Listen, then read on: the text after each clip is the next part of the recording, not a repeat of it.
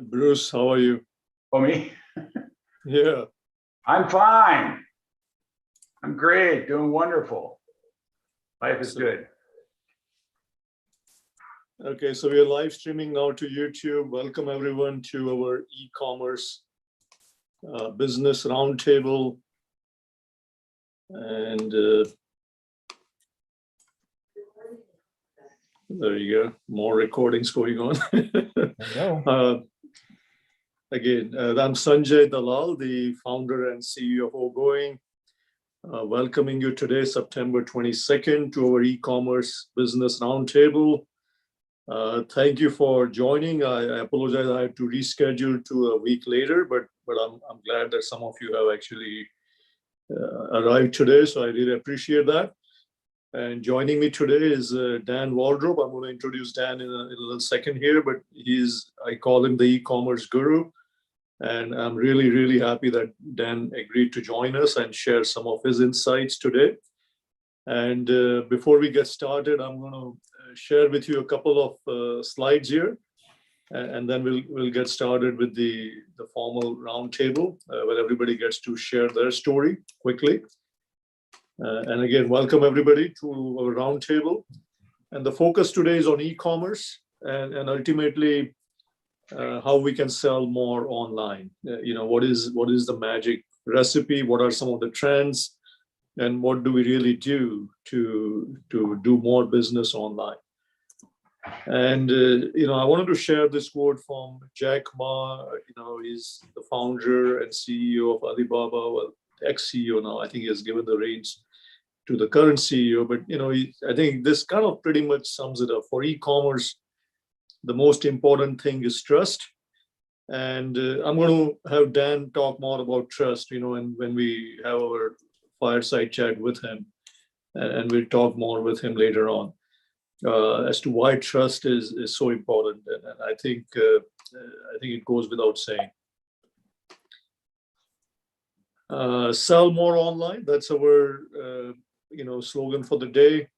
And it's poll time. So I want to actually take a couple of quick rapid fire polls and see what is the pulse here, how everybody is doing.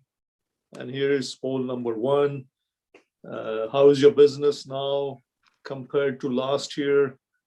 If you all can share some quick updates. It has declined, it's about the same, has it improved? And I'll quickly go and share the results with you after, right here.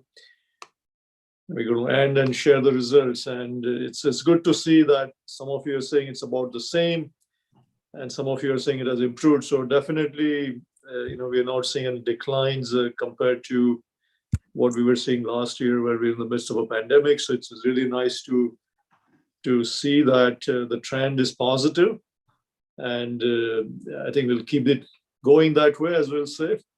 And I have one more poll right after this. So this was the current business. How do you feel about the business going into the fourth quarter of this year, which is starting as early as next month, October, that is. And what's your gut check on that? And so let's do another quick poll. Do you believe your business will grow this year in fourth quarter? And let's see how folks are thinking of that. Yes, no, maybe, some simple checkpoints here. And again, great to see the results. I think a lot of you are quite optimistic, saying 4 of us are saying yes. One is no at this point, but 80% will take that. And would love to hear from the folks who are not quite optimistic what that thought is right now. And again, let me share the results of this poll. So yes, 80%, no is 20, and more or less we are pretty optimistic. And I have one more poll on e-commerce. We'll do it a little later in the roundtable. So what I want to do at this point is actually take a quick pulse from everybody and go ahead and share who you are, where you're signing in from. Make sure you unmute your mic, and how's business, right? So we have a little time today. So I'll start with Bruce. Bruce, go ahead, please. Good to see you. Good to see you. Bruce Webb, I'm in Los Angeles area and focus primarily on a loan product from FundingNet, which is an amazing product that allows people to get the capital for 3.5% without personal guarantees. And I've got a pipeline of about $5 billion, several of which some of them are billion-dollar projects actually, and it's pretty exciting. And as it grows, the business will grow. So I'm excited about it. So when you say your pipeline of 5, you said with a billion, right? So give us a sense, Bruce, what is happening? Are people? Well, there's anywhere from hotel construction for 60 million to an entire construction of a gigantic studio in a place I can't mention. It's about $1 billion project, and it requires a brand new construction technology, which is readily available and cheap. It's a game changer.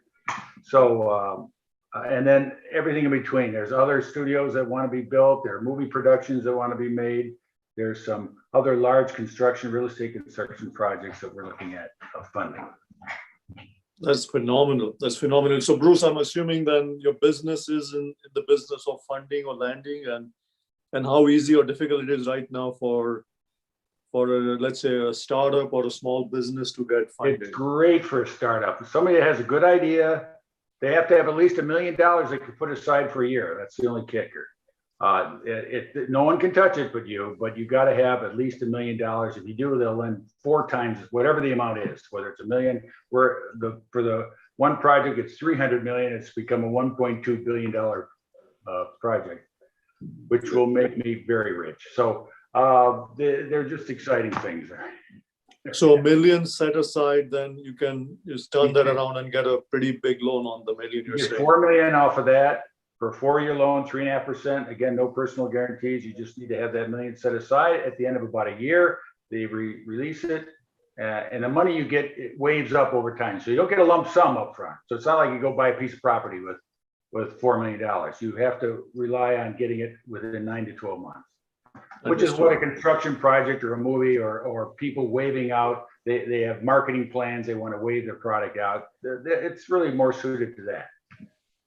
Excellent. Thanks, Bruce, for joining us, and thanks for being a regular on our roundtable. I appreciate it. Let's go to Pankaj Dayal. Pankaj, how are you doing? Good afternoon, all. Pankaj Dayal. I'm up here in Palmdale. Nice and warm up here, as always.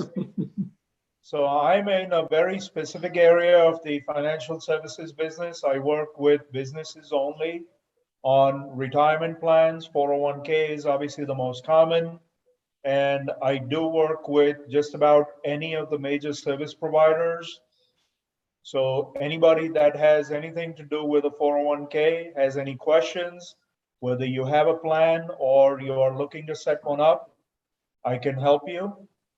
And one new thing, or not new anymore, but one thing that is on the horizon is something called Cal Savers.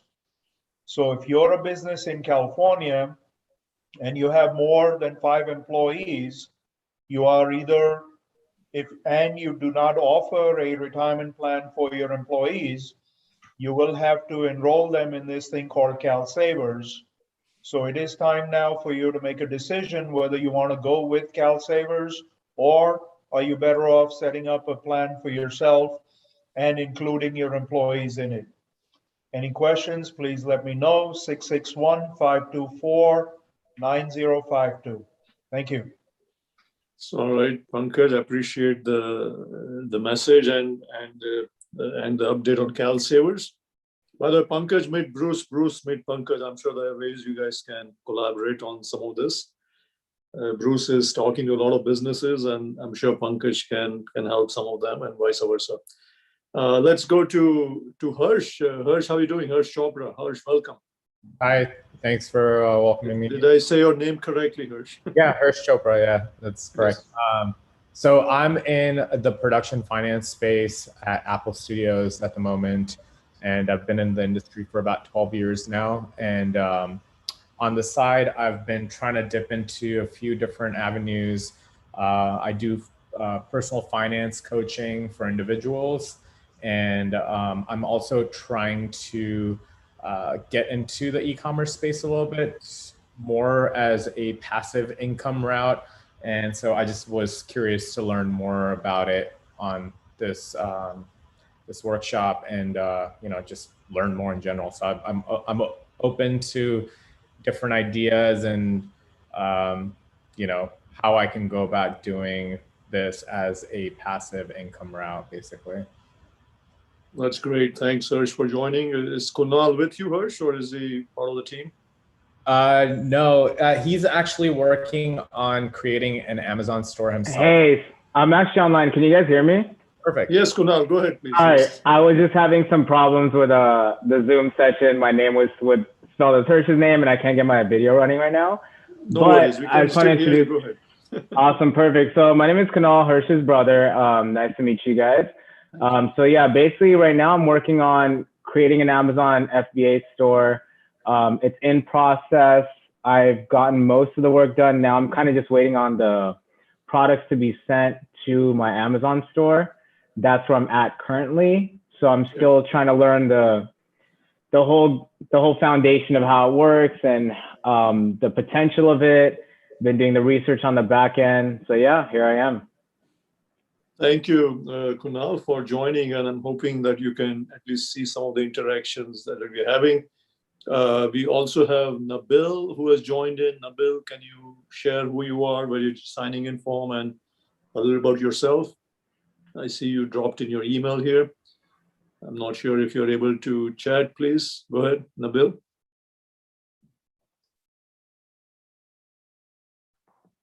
I guess not. Nabil is not able to share. So Nabil, if you are able to, go ahead and drop in any time. Otherwise, we'll carry on. Let me then introduce our host, our guest speaker, as well as I said, our e-commerce champion, Dan Waldrop. Dan is okay. So Nabil is sending some chat, so we can connect with him through chat. That's great. Thanks, Nabil. So Dan Waldrop. Dan is the founder of Ranger Media. I've known Dan for a few years now here in Orange County in LA, more than a few years. And one of the interesting things that Dan and I share in common is passion for football. Although I'm an armchair football enthusiast since the day I started here in the US way back in '87. Got into it, got immersed into football because at that time we were part of Big 8, that became Big 12, and Nebraska used to be part of that, and now they're in a different conference, the Cornhuskers, but I'm part of the Texas UT Austin, Longhorns. So we have that rivalry and tradition going on. But Dan actually played football. I'm going to have him share some of his football stories as well. But what he has done is he has taken the pedigree and the discipline, if you may, and the teamwork that he learned from football and launched his new dedicated digital marketing company to help businesses succeed. And he's helping chiropractors, dentists, plastic surgeons, physical therapists, definitely e-commerce and Shopify companies and digital education to increase their customer base and revenues. He did graduate from the University of Nebraska, Lincoln, Nebraska, BA in psychology. And as I said, he was part of the Cornhuskers, or as they call the Huskers football team. When we were good. And then he started his digital journey in e-commerce by selling products on Amazon, Shopify, and eBay. I'm looking forward to UT playing Nebraska hopefully soon. And his knowledge from e-commerce to create an ad agency to help CEOs and business owners get leads and increase their revenues. We could never beat Tom Osborne back then. Right. He was a great coach. So Dan, go ahead, share a little bit about yourself. I tried to do a little bit from what you had shared with us, but and we'll start our Q&A a little bit after you shared your journey. Yes. Basically, it's exactly what you said. Right now I'm running an ad agency named Ranger Media, and we base our whole ad agency on revenue-driven actions. So we don't have any fluff or anything. We run ads. We run ads for Facebook, Google, Instagram, YouTube. all those platforms, moving into TikTok. But what we're here for is to, drive revenue for each client, whether it's, online sales through e-commerce, which is fun, or getting people in your seats for events, for your office, come and get, plastic surgery, all that stuff. So we're really excited as this year, as we replied up there, it's like we're growing and we're growing fast. And so owning an ad agency is a lot of fun, but it's a lot of hard work at the same time. And right now, we're the point where we're growing is where we can be picky with our clients and who we want and who has a perfect client trait and things like that. In the same manner, I like to buy and flip e-commerce stores, or I like to grow stuff like that. I did do some work when I first got into this entrepreneur world. I think we talked about it, Sanjay. Yep. Is Amazon FBA was fun. Yep. It was a lot of fun, but the investment ahead is the hard part. So nowadays, more people are interested in Amazon and Walmart automation. I think the industry is going that way. It gets a little expensive for some people, but if you can learn, it'll be cheaper in the long run. But what I'm saying also is make sure you pay attention to Walmart and Amazon's terms of service, because when it comes to their terms of service, some of those automations are it's a little like move that some of the gurus do is, well, we'll list that product on Amazon, but when it sells, we'll just have it shipped from Walmart. So and vice versa. So I think Amazon's caught on to that, and some people. So be wary of that when you guys Hirsch and Canal, when you guys go into that knowing that don't do those things, and keep your Amazon store. And also when it comes to that, and you have a product that's doing well on Amazon, put it on Shopify and make a website and go from there. That's some great points Dan is making here. So actually on that note, I wanted to launch the e-commerce poll, because that gives you a sense of all different platforms you have available to you, depending on your industry as well. And I call this the e-commerce poll. So let's look at that, and let me share with you how are you selling, or how do you sell your products online today? And here are all different platforms, as you can see, besides your website. The e-commerce has grown many folds, from what it used to be. Website used to be, Amazon used to be kind of the go-to source. But now if you think about it, you have your website, you have eBay, you have Walmart, Home Depot, and other retailers, as Dan alluded to. You have Facebook Marketplace, you have some of the local platforms like Nextdoors of the world and Craigslist. Google has announced its own free product listings now if you want to share and sell products through Google listings. We have new platforms like Etsy, which are doing extremely well in the handcrafts and crafting industry and so on. Pinterest, if you may, is another very exciting shopping platform, up and coming. Talked about Nextdoor, which is the local neighborhoods. A lot of folks, if you want to sell locally, that's another one that's kind of, the newer platform compared to what Craigslist used to be, but much more friendlier and I would say much secured. Yeah, it's great for local businesses, Sanjay. Perfect. Yeah, local businesses, yeah. And then you have some of these new ones that are up and coming. Dan, if you may, the likes of Bonanza, Handshake, which is Shopify's e-commerce marketplace. Ruby Lane, which has been around, but still is growing strong. And some of the new ones like furniture marketplace called Cherish, and then Swapper for swapping technical products. They're called Swapper.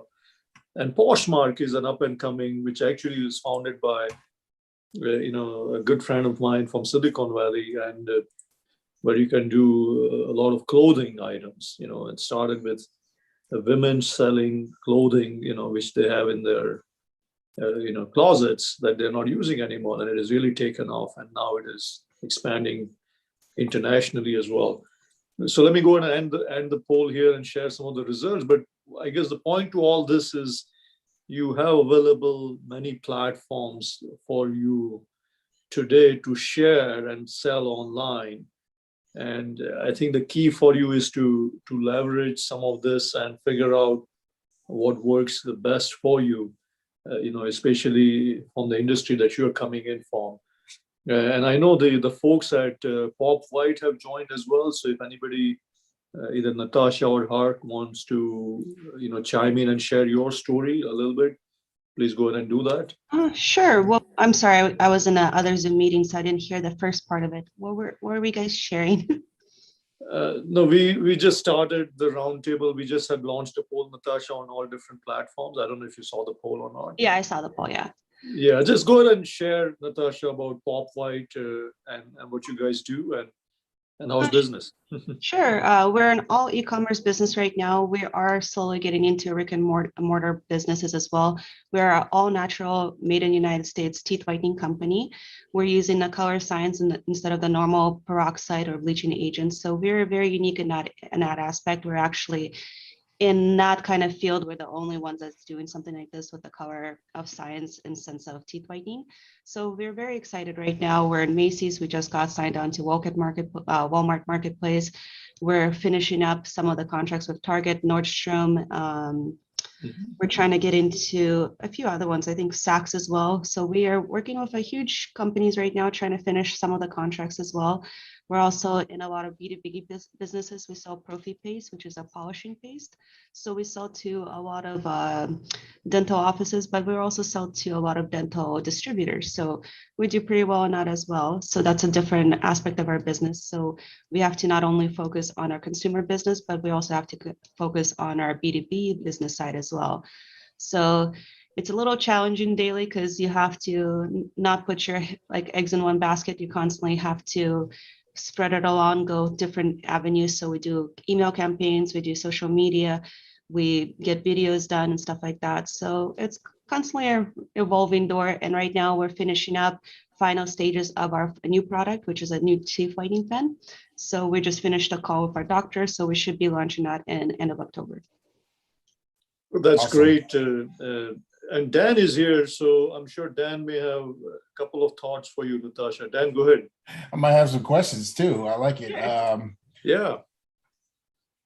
So not really. I'm just kind of standing by with you right now, but I'm just kind of looking at your social media and things of that nature. So I might have some questions after, and Sure. I'm very interested in looking at the product and how it works. This is awesome.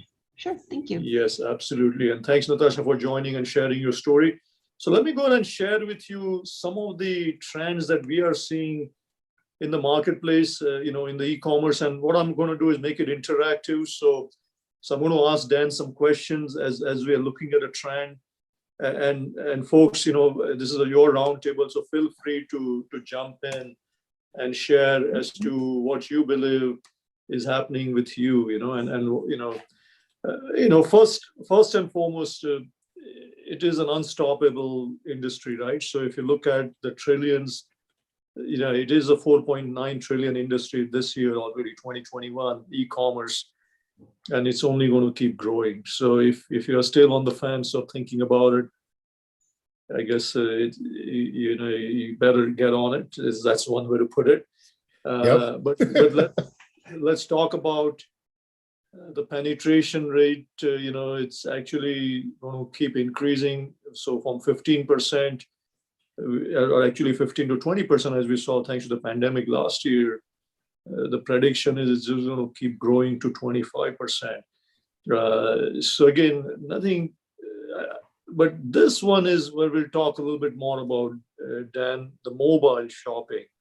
So I think whereas in the early days, a lot of folks always used to probably browse things on mobile and they were hesitating, but they'll then go to their desktop computer later on. And then only they will hit that buy button. Dan, what is changing now? Are people actually going straight up and buying things on their phones or not? Yes, they are absolutely doing that. I'm doing that now, and I was very skeptical, even though I was in the game. I always like to sit on my desktop and do things of that nature. But we're seeing our conversion rate is higher on mobile.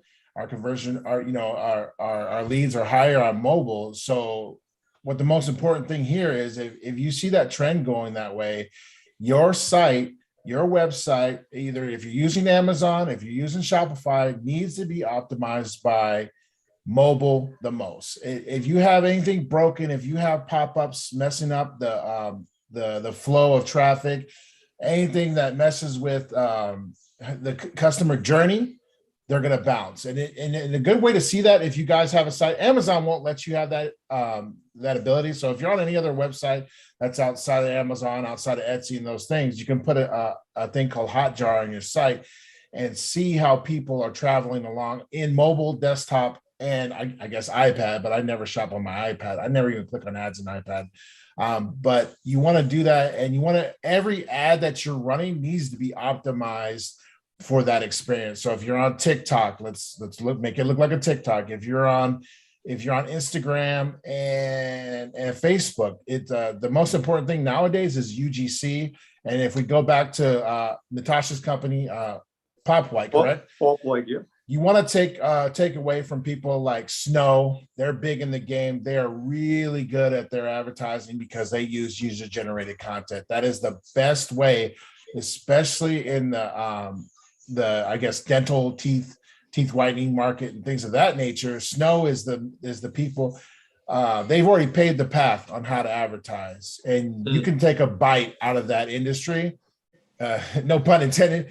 By kind of following what they do, right, and kind of following what they have going on. UGC, you have a product. I would use a thing called Billo app to get UGC, and you can go there and get fantastic reviews from influencers and stuff like that. Influencer marketing is good too. But as you go ahead. So we'll look at the other trends in a second, Dan. But so you're coming back to mobile.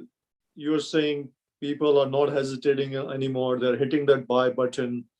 And what you need to do is you need to make sure that there are no obstacles, there are no challenges on their journey when they're buying through mobiles. It has to be very seamless. Yep. And it goes back to that business of trust, that the comment or the quote from Jack Ma. So you're saying as long as folks trust you and they trust your brand, they're willing to do business with you directly on mobile. Is that a fair statement?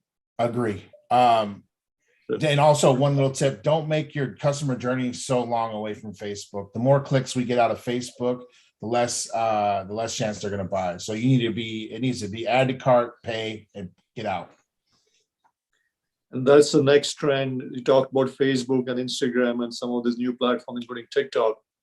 The young consumers, they are changing the business landscape, and they are driving the shift, as you can see here, to online shopping. And they're spending more time. So is that a big segment, a big takeaway? And what do you do about them? They're very fickle as well. They're fickle in terms of the amount of time they spend on a site, as well as on an ad for that matter, or even what they do. But is there a way to capture their mind share? And what do you do with that? With the younger consumers, it has to be kind of hype behind it, kind of that Instagram, like, influencers, people that they see that is trustworthy, things of that nature, especially with them spending money. They don't, not all the young people have a lot of money. So you want to also price your product correct if you're targeting that market. So if we target the younger people, we can assume, via targeting that they don't have much money, but we can also target the ones that do have a lot of money. But that's all testing too. So if that market is not vibing with your product, you need to either change how that product's seen in their eyes, make sure that, reviews are there on all platforms. Google, if you're a local business, Google My Business, make sure you got those 5 stars, because we are in, we talked about it before, Sanjay, the review economy. So that's definitely important. That's a good point. The review economy and the e-commerce and social media. So I think that goes back to the trust factor as well. And Dan, this is your thing, right? The social media. How important has social media then become, in your e-commerce journey, and how palpable it is, if you may, for the buyers? I think it's super important, especially with TikTok is a really good one to look at, because you can actually get more views and more reach with TikTok. If you can put something together viral and put some music behind it, TikTok is a really good way to go, and it drives a lot of revenue nowadays, and a lot of agencies are moving into it. But be aware, as we go into Q4, which is coming up soon, the big dogs are going to get into it. So we're talking like all the big stores, all the big money is going to get into the Black Friday. So you need to have a really good email list to back that up. It's not about just advertising. Social media can get you your list that you need, but you need to have a good email nurture system that's going to help people purchase for Black Friday, because sometimes those big dogs they're going to raise your CPMs, which is cost per mil, cost per thousand of views, so or cost per lead. So say throughout the year you're getting a cost per lead at like $2. Black Friday time and Christmas time can jump up to like 4 to 5. That's just an example. We're just going to use low numbers so we don't have to think about the numbers. That's a great point. That's a great point, Dan. And this new platform that I'm helping a client with, Pinterest, I'm seeing a lot of products, being, shown on Pinterest now, and it's becoming more and more of a products and ideas, if you may, social platform. And any thoughts on that? I mean, and even Etsy for that matter? I see Pinterest, and Pinterest is good for affiliate marketing too. So you can take like a photo. Let's say you go on like JV Zoo and all those things. If you want to, get some revenue, post a picture of like a cooking class or something of that nature, and then get some revenue from there. But we don't delve much into Pinterest and Etsy, because Facebook, Instagram, YouTube, and Google are the biggest revenue drivers. People spend the most time there. If you look on the rankings of websites, it's the top websites that people spend time on are like Facebook, Instagram, Amazon, all those, and then on Google. So if we want to go where everybody's at, so you want to find your people where everybody's at. That's a great point. It's a great point. Just start with the platform that you're serving the most number of clients, and then depending on your niche, then only go into the other platforms. Yep. Like if you have someone who's selling like handcrafted crafts and you want to bring them on in the agency, you got to make sure that the product is priced high enough to where you can run ads and the average order value is higher than it should be, so that you can run ads and still make money. So never price your product too low. Always try to shoot it high, especially when you're in the advertising game. If something is super cheap nowadays on Facebook and Instagram, it's really hard to sell those products and stay in the black, because we deal with guys like courses and coaching and roofers where their products are like $5,000 to $10,000. So it's easier. Nice. It's easier to make a lot of money when your product is priced high enough to where somebody will buy it. And that, in e-com, it's hard to find those high ticket items, but they can be done. I think that goes back to the UBC, the content that you talked about, right? In the sense that then you have to really create a lot of exciting content, which will drive your SEO value up, where, and because of the SEO, then you will drive folks in organically as opposed to spending money every time on the ads. Yeah. Blogs and content are a great way to drop your CPMs, especially like really good content on your social media posts, and also grabbing some influencers. And sometimes you don't even need the influencer. Like for the Pop White company, you guys can go in there and ask an influencer, can we lease your audience, right? So if that influencer is about personal health and well-being, you don't even need an image from them. You can go in there and say, can we lease your audience? And they don't know what the price is. You can lowball them down to like $200, go into their Facebook ads manager and take their audience and send it to your ad manager, and boom, you have their audience. I mean, you could ask them to take a picture with a product or something, but that's a killer way to get some, sneak in some new audiences that some people don't use, or some people think that they can't get. It's a great point. It's a great point. Environmental topics, right? It's a big thing. Climate change, everything is about the environment nowadays. So how important it is then for your brand to talk about it in a positive way and share some of the things you're doing, and importantly also talk about your products themselves, right? As to how much of an impact you are having on the environment or not. Are these important things now? I mean, and how do brands tackle that? I think the brand where they stand and what they stand for, they can make an impact, a difference. I see a lot of brands nowadays saying every purchase will donate a specific percentage to their cause. So especially a brand, if a brand has it like its niche and its people and it understands its audience, you're going to get more sales because you donate to let's say you have a collar or a leash or a special dog bowl. You're going to make more money if you donate to kennels in the local areas or something nationwide, for those type of people. They love that stuff. As long as that audience is in love with that type of stuff and you interact with them and you're saying, hey, we're going to do this, we're going to do that, and they love it and they react and you see conversions increase, I don't see why not, because you're donating to a good cause. I believe it's a tax write-off. I've never dealt with it personally. And then you drive more sales. So it's a win in all areas. Absolutely. And I think in Popwhite's example, as Natasha said earlier, I think all the products are environmentally friendly. So that also is a big deal. People love that. All natural, non-toxic, right? So all those things where you are also having a minimal impact, on the environment when you create these products, right? And I think those things matter now. And those stories need to come out more often. Yeah. And you can have do a joint venture with a local company or any company that deals with that, and get in front of them and take some pictures and things like that, so that you can show that you're really pushing for that type of stuff. And we talked about this, how important it's becoming even for a local or a regional brand. I think consumers are definitely doing business with that, so it's not that just because a bigger company has a competitive product, that doesn't mean you don't have a market. And I think this is a very positive trend. 57% are willing to purchase or expressing their desire to purchase from a new and an independent business, which is, I think that's a huge positive, right? Especially in the consumer economy. Especially because you're a smaller independent business and you really resonate with that audience. Yeah.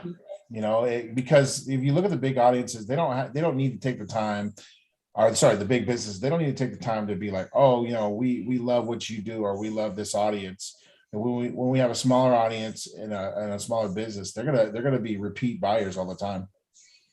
Yeah, and on that notion, how important then is the personalization, right? It's a big deal, especially if you're a smaller business.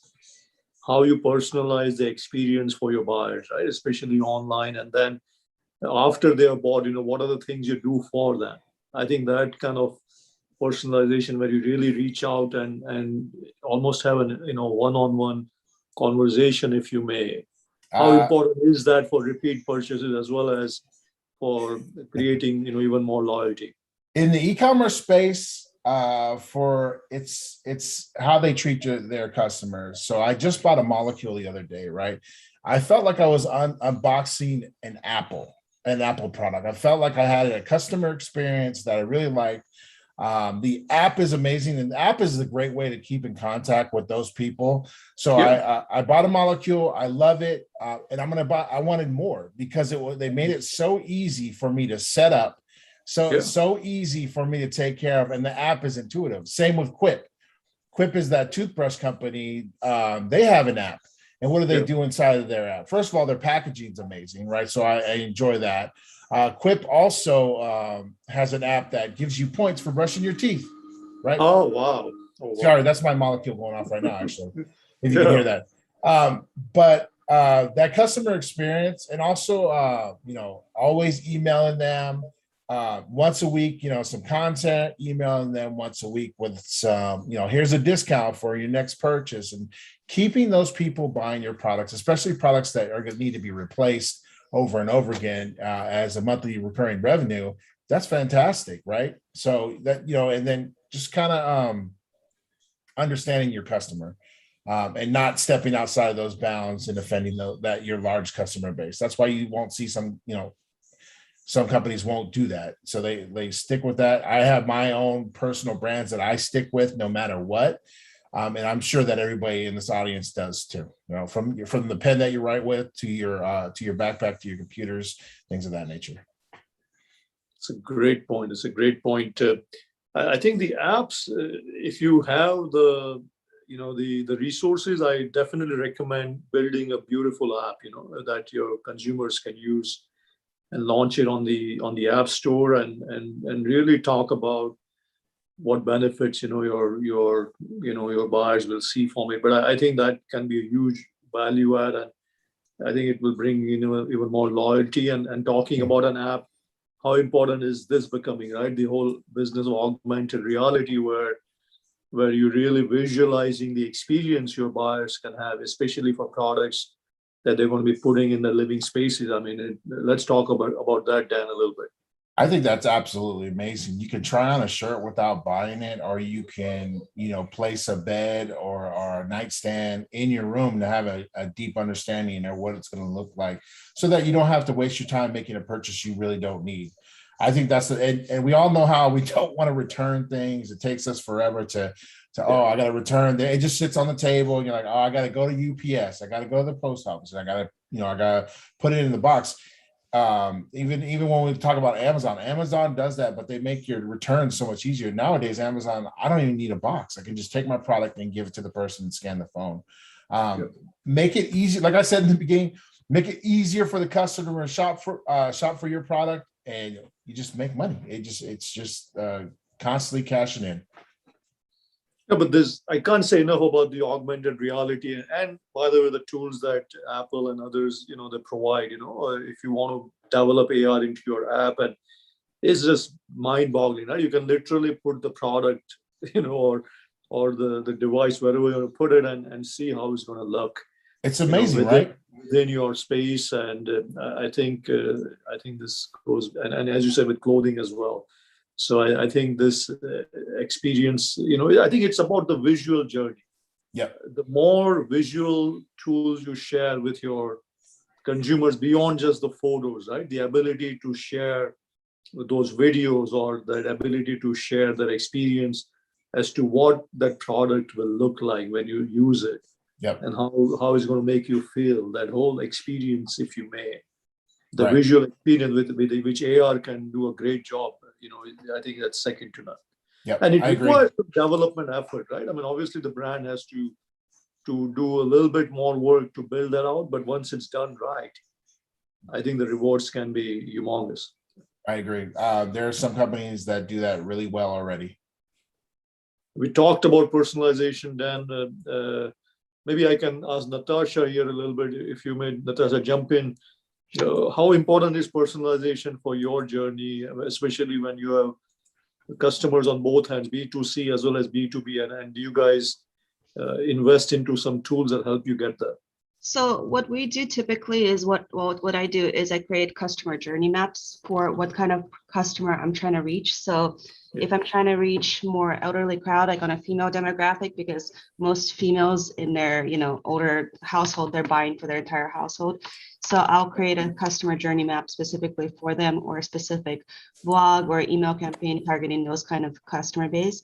If I'm trying to manage more young demographics, then I go into and I'll get like a Bill app, and I'll go get a video using a young person, whether it's a male UGC or whether it's a female, and I'll have them talk about the product. If I'm trying to get them to buy the product, then my customer journey experience is showing them how the product works, what it does, kind of the benefits.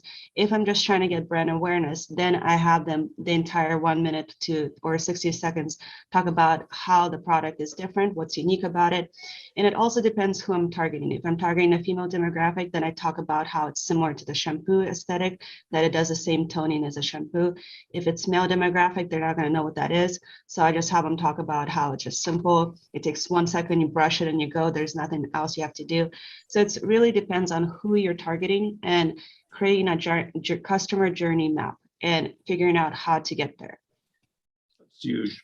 That Dan, it sounds easy, but it's not. That developing this journeys for each identified customer and making sure you're not missing anything. It's a lot of work, but it's good work that pays rewards. Some of the customers that if we're splitting the genders, we make different landing pages for them. So we make it more appealing to the female side and make it more appealing to the male. So that it's a totally different landing page, but it's the same, URL, but we change the landing page and we make some aesthetics different because something's more appealing to the female eye than the male eye. So we can sell that same product, right? But we just change the subtle things like the button color, or we change the background color, or even the models inside, because sometimes it's going to take a male to sell a male product or the same product, or a female and a female, but just different poses and things like that. So it's a lot of testing and a lot of understanding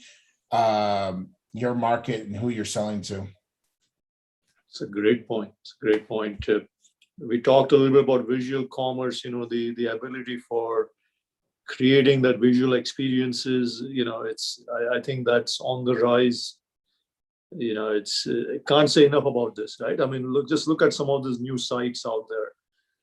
How is Amazon helping, Dan, especially when it comes to this kind of visualization, with your products? I know it used to be just photos a long time ago, but what has changed now, and what are some of the new things they're helping, their sellers with? Certain sellers, if you're selling enough product, you'll get the ability to do AR like we were talking about earlier, and you get the ability to run video. We have a bikini, a client that allows us to, when you hover over the model, the model will animate and do a turnaround so that you can see all of the bikini, not just like, because back in the days, early Facebook ads, we could just put a white background and stuff. People need to see the product more. People need to understand the product more and be pulled in. But it also does slow the website down. But so I suggest, making sure your website speed is up to par so people don't leave before you even, show them your cool little videos and things like that. But Amazon is definitely video. And some sellers have it, some sellers don't. I like Amazon a lot, but if you have a great product and selling, you'll definitely get that video. The videos and to visualize the product from all different angles, the whole 360 view, if you may, not just a front view. And user-generated reviews too, also. So if they're showing the product in action, that really helps your buying, the chances of the product being purchased. So let's talk a little bit about the reviews. They are important. I think everybody looks at kind of the bottom line is any product which is less than 4.5 stars, and people are not very excited to do business with that. How important is that? And importantly, how important are authentic reviews versus just sharing reviews? Purchase reviews? Yeah.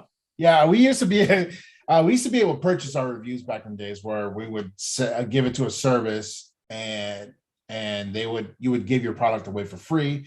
Yeah, you took a big loss up front, but you get more reviews and more purchases, and it moved you up to the buy box and things like that. But you want to be able to have your reviews everywhere. If you're a local business, you want it on Google My Business, you want it on Yelp, things of that. If you're an e-commerce business, you want to be able to show your reviews on your website. I forgot the name of the app. It's escaping me right now. But if you look at some apps on Shopify, it'll allow you to paste your reviews there. It'll allow you to say, hey, after you purchase the product, it'll send an email out to them and say, hey, what do you think of the product? Give us your idea or what you think. And the best part is, like, inside the email, it'll give you 5 stars. So if a customer clicks on 5 stars, it'll immediately say, please review this. If it clicks on like 3 and below, it'll send them to a space where they can tell us what's wrong with the product, so that we don't get a 3-star on our sites, right? So we understand, like, the more reviews we get, the better. The higher the reviews are better. So even apps are out there willing to help you. Testimonials on your website are fantastic. Testimonial in your retargeting ads is fantastic. So the review economy is still real. Keep those reviews up. And one thing, if you're in e-commerce and you have reviews, or if you're in local business and you have reviews, the best thing you can do is answer every one of those reviews that you have. Don't leave them empty. It's kind of like, this is the ability for you to talk to your customer in front of everybody in the world. So if you bought a product from me, we get on the national stage and say, what did you like my product? And can I answer any questions? Oh, thank you very much. Those type of things. Or if you get a 1-star, what can I do to help? It shows that you as a business owner is saying, hey, I want to make sure my product works for you and everybody else. What can we do to help you out? And in turn, it'll move up to a 3, 4, 5-star review. That's a great point, Dan. One thing I always look for is not just when I'm trying to buy something new that I don't know much about, is, of course, I see a lot of 5-star reviews and I'm like, oh, that's great. But what I do is I always go and see what the 1-star reviews are. Yep. And what are people saying that are not happy with this product? And importantly, is that something that's important to me before I hit that buy button? Because if I see something in those 1-star reviews that's going to make me unhappy after I buy, then believe it or not, even though the product has a 4.5 or better rating, right, just because there are enough people who hit that 1 stars, I will not purchase that. But beyond that, I'm looking also for the business owner or somebody from that business to have responded to that, right? So, it's fine. Every product, they're always going to be having a 1 star, right? It's not, there isn't a product out there. At least I haven't seen one which has not got any 1 stars. Right, I agree. But I think importantly, as you said, what is the business saying about that? Have they responded to that? And are they helping that person out? Yeah. Are they making amends? Are they acknowledging it? And importantly, are they providing an answer that makes sense, right? So I think that is very, very important, especially in the early goings when you are establishing your brand and your business and your new product, and letting the world know as to how good it is, or if you are planning to improve it based on some of the feedback you're getting. Improve it, and also it's a great way for competitors to close that gap. Like if you see a lot of 1-star reviews on one thing and you have a similar product, close that gap, because those people are your sales. That's your sales now. That's your people now. If you can close that gap by saying, let's take, for example, like Snow, their teeth whitening, it hurts my teeth, right? When I whiten my teeth, right? I had that problem with the Moon product. All my teeth stung. I was like, I'll never buy a teeth whitener again, right? That's just me. But if you can solve that problem for me and give me white teeth and not let my teeth hurt, you got me. That's it. So it's a good thing for competitors to go into their main competitor and look at the low reviews and close the gap. That's the product research. That's just research in general. And you should always be looking for another angle, especially on your ads, right? So you can take something, my teeth whitener, and we could take something like user-generated content and says, hey, this doesn't make my teeth hurt like before, and just put the headline, finally, a teeth whitener where my teeth don't hurt. Boom, sales. Easily done. Yeah, easily done. Great point. So look at the defects or the challenges the other product is having, especially in their 1 stars, and leverage that as your competitive advantage. That's huge. Yep.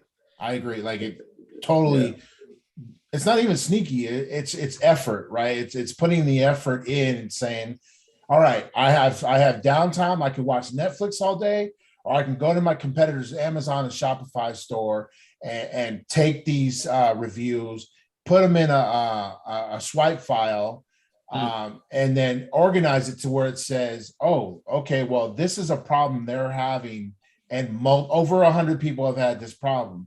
That's confirmed. If we can solve that problem, we can sell our product. That's great, Dan. So we're going to open it up for questions. So go ahead and unmute your mic and ask Dan any questions you may have. Great insights, Dan. Really appreciate you doing this. As always, it's a pleasure to be with you online or hopefully face-to-face soon, once we start doing this. I really can't wait to get back to going down and visit you and hanging out with you in Irvine. I love that area. By the way, we've been doing a monthly hike, so I'm going to invite you as well. So we'll hopefully do a hike together. Okay. I'm down.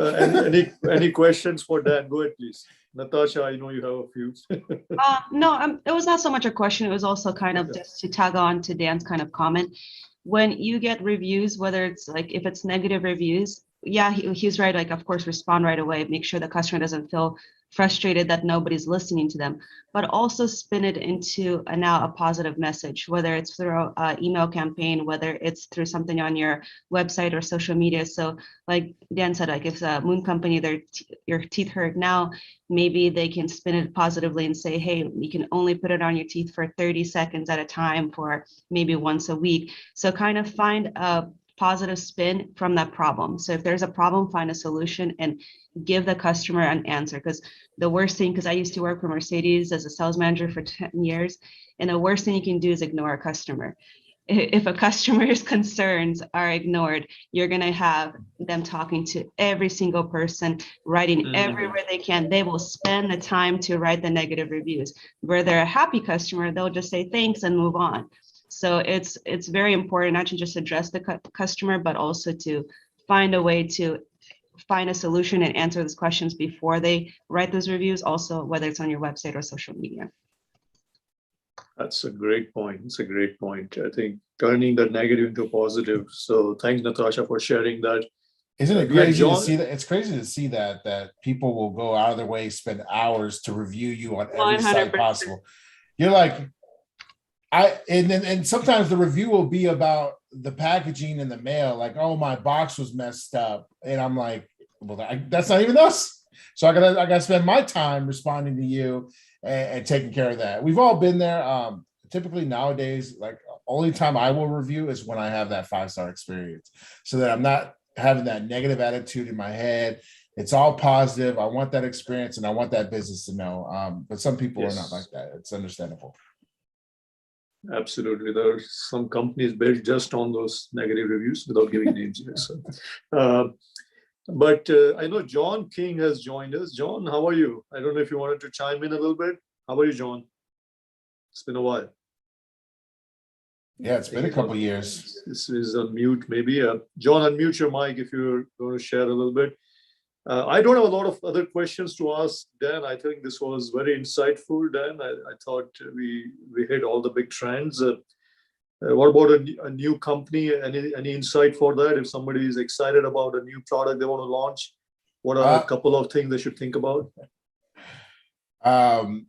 There's a lot of apps out there that will help you understand if somebody's buying on Amazon, buying on Shopify, before you even invest in a product. I'm going to be real. My first investment was $12,000 for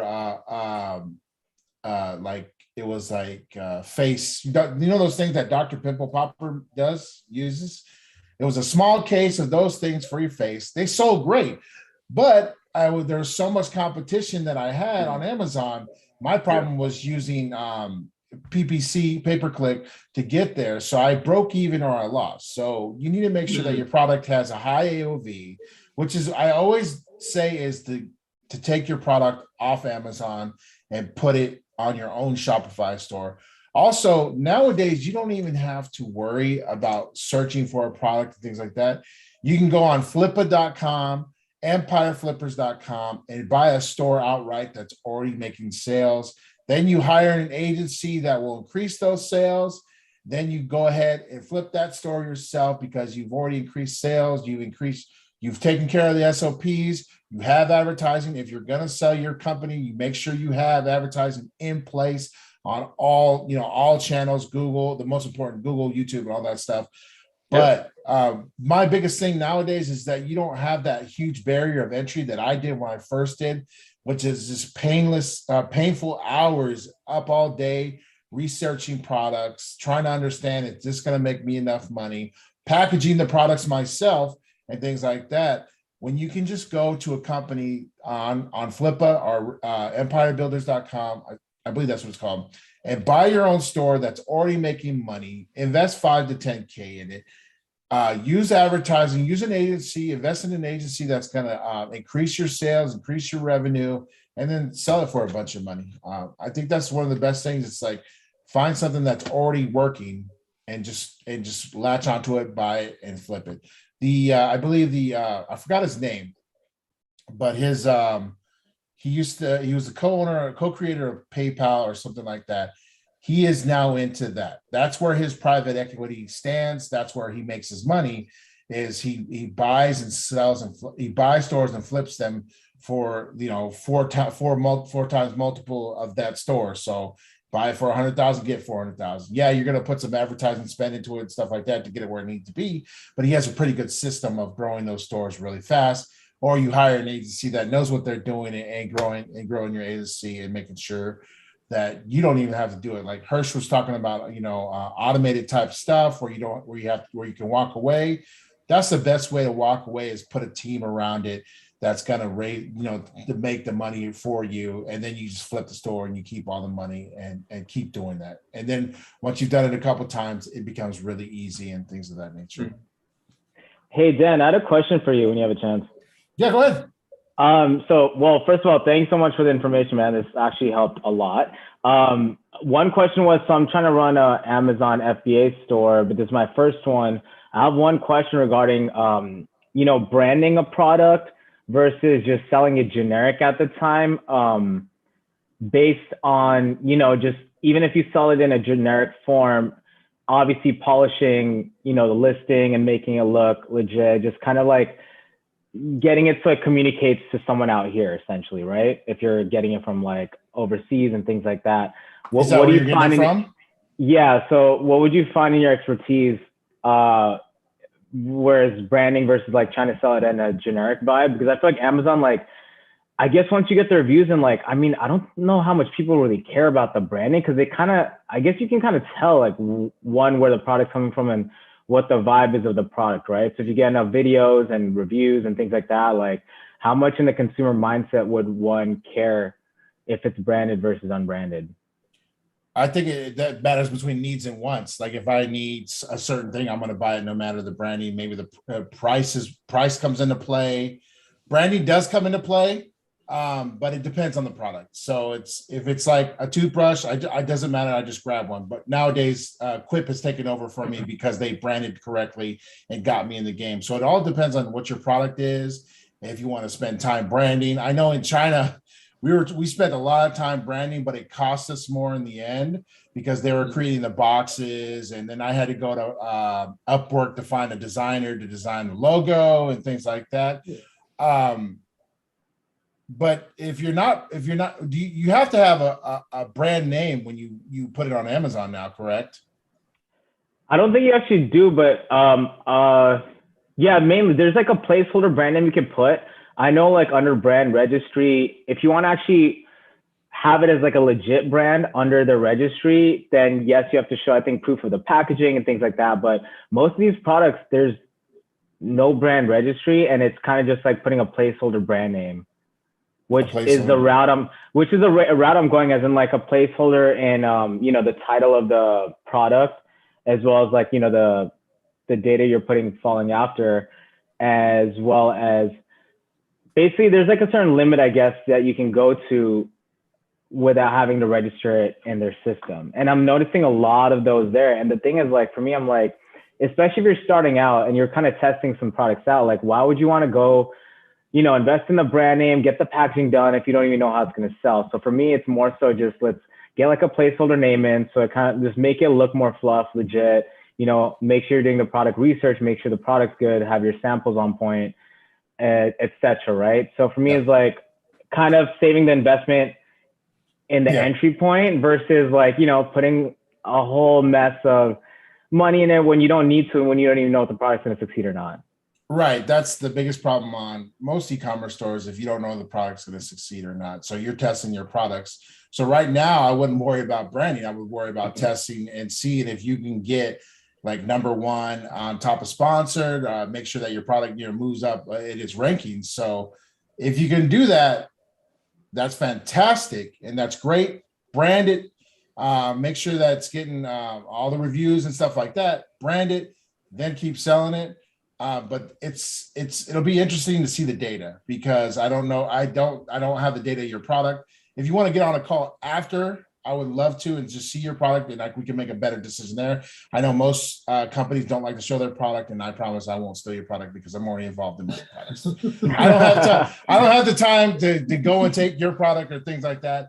And that's just me being honest. I just want you to actually want to see everybody succeed wherever I go. So if I can help in any other way, I would love that. I would love to see if that product needs branding or not, and we can go from there. Yeah, no, I'd love to pick your brain more on that and like kind of show you where I'm going for with it. I had another follow-up question too. Something you said earlier, talking about how if you see a product succeed on Amazon to, go ahead and make a Shopify store, make your own personal store for it. For a situation like that, all you're basically doing is just kind of, I guess you would just have to get another fulfillment center in that case too, right? You can drop ship too if you want. Okay. Yeah, so like that's a best practices for me when it comes to a product that's already been created, that's already made, is to go and find a supplier in China, or even use I think it's called Dropify. It's an app for Shopify stores. Yeah. So the coolest thing is you just put the listing there. Please don't use the images on Alibaba or AliExpress. Order the product, get it in your house, send it to the Billo app team. Have people take images, have people take user-generated content, or your store will fail. It will absolutely fail. And you'll get upset, and all the money you spend in advertising. Take the extra steps to get the product in hand to make sure that it stands up to that competitor. So even by the competitor, like let's say whatever product is, make sure you mirror it. Say this is the best one it looks like on AliExpress.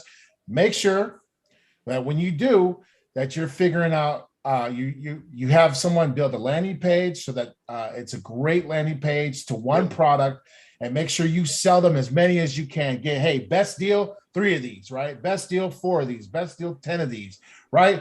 And after they buy, in one click upsell on Shopify, sell them some more and sell them something congruent. Another trick, find your product on Amazon, type it in, click on the product, and scroll down. It says, this product was also bought with, and there's your next products. Great point. It's a great point. On the branding question, Kunal, I know one thing, I think Dan did say that is Amazon is providing more, I would say, trust if you have your own brand, as well as they're giving you more visibility.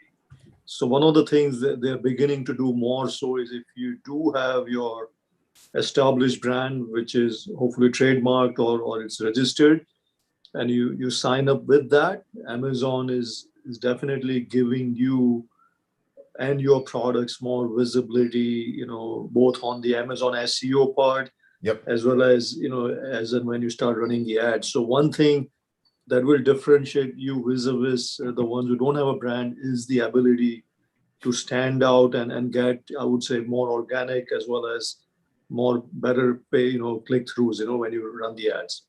You can get that little Amazon choice product. I love that because I'll buy it no matter what. Like, Amazon picks it? Yeah. Also, another rule of thumb, don't run Facebook ads, Google ads, or anything straight to Amazon. You do not get any information. You do not get conversion rate. You don't get anything. You don't know if that person came from there. Always if you're going to have people buy off of Amazon, you lead with something like buy 2, get 1 free, right? Send them to a landing page where they put their email and their name and their address. Boom. So there's an automated email on the back end.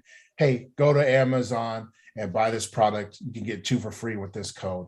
Never run anything to Amazon from Facebook or anything. It is not a good idea because you get no data. Like the data is gone. That's a waste of your money and the waste of your time because you need to look at data and see how people are responding to your product and things of that nature. So make sure you don't do that. If you're on Amazon, don't let anybody trick you into doing that. Don't let anybody do any of that stuff to you. Always question what people are saying to you. I don't even like using the word guru, but Sanjay slapped it on me. I'm still learning. I'm still trying to get better. But anytime you guys have any questions, you can reach me. I'm on most of my social media is Dan Waldrop.